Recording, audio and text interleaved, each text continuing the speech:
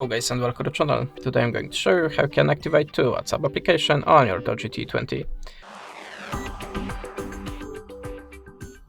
So I'm gonna show you the two tricks for that. The first one is by opening the Play Store and look for the WhatsApp, but not for the normal app, look for the WhatsApp Business. Just install this app and by this way we have two WhatsApp accounts.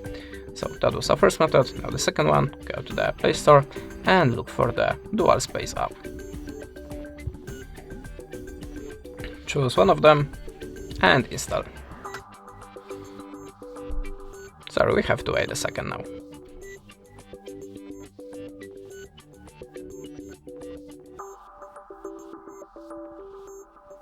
Okay, the app is ready, so open it, agree the terms, and allow permissions to the files. Now just open the WhatsApp, and the whole process starting automatically, and now we are creating next WhatsApp application. That's it. Thanks for the watching. Leave us a subscribe or a comment, and goodbye.